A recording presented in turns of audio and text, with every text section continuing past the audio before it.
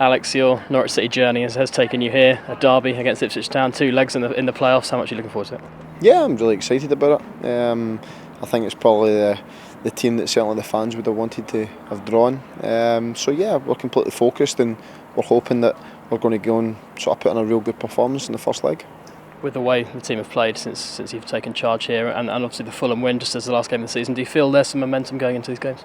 Yeah, I feel there's been momentum over the last sort of 3 months, really. You know, I think the fans have certainly got behind us, and I think the players have performed exceptionally well in the majority of the matches. So, but yeah, we're really hopeful that we can go and continue the sort of momentum we've picked up, and hopefully that will take us all the way to the final. And the players share that as well? Yeah, they're really confident. You know, they've been relaxed this week, and we've been sort of doing our prep work leading up to the game at the weekend. So, certainly come Friday morning, things will become a lot clearer in terms of how we'll go about it, and then obviously building up to the game, it's just about making sure everybody's got sort of cool heads and we know exactly what we've got to do. What are your thoughts on the playoffs as a spectacle? Is it the best way to finish the season for you? Because there is an argument to say the team who finishes third could go up, and obviously that would have been us, but what's your view on it? Yeah, I think the playoff system's good. You know, it's been in place for a long time.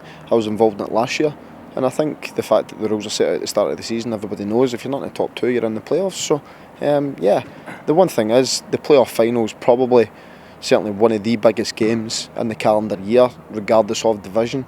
And we want to be involved in that as much as anyone else. So it'll be a really sort of carrot for us to go and try and grasp and make sure that we get to that final. You obviously knew immediately after the Fulham game that Ipswich were going to be our opponents. You were asked about it then, but now you've had a few days to think about it. What's going to be the best way to approach these next 2 massive games? Well, we're going to have to be aggressive. We're going to have to make sure that we go and compete.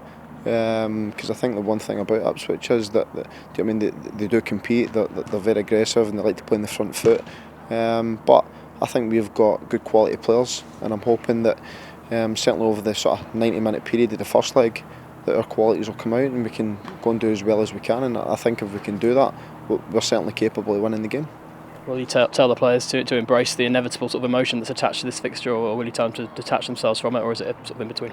I think it's a bit in between. You know, I think it's about making sure you're determined, you're focused, and you give everything you've got, but within reason.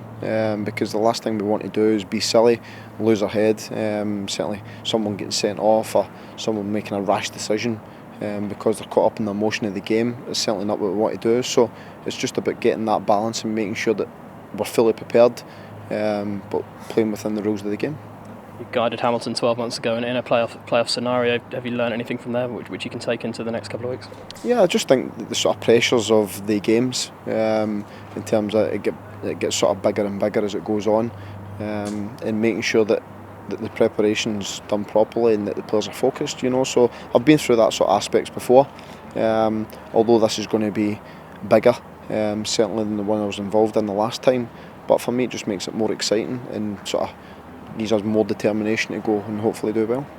Where are your players at the moment? Because I'm sure there was disappointment that we missed out on automatic promotion, but I guess that's surely been outweighed now by the reaction and the looking forward to the playoffs. Yeah, no, we dealt with that before the Fulham game. You know, I think that week leading up to the Fulham game, we knew exactly where we were, and obviously there's slight disappointment there. But I think, to be honest, I think we've been sort of victims of our own success to a certain extent. You know, I think that how many sort of points we made up and the amount of teams we made them up on gives us that one opportunity to get to the automatic spots, and unfortunately we didn't make it. But we've got another opportunity now, and we certainly don't want this one to pass us by. You said in a press conference a couple of weeks ago that you were a bit envious of your players. You said you still wanted to play in games like this. Is that still the feeling?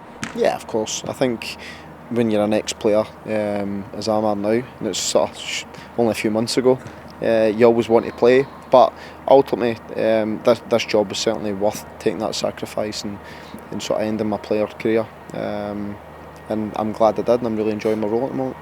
Supporters will be really looking forward to these 2 games. They'll be nervous as well. What's your final message to them heading into them?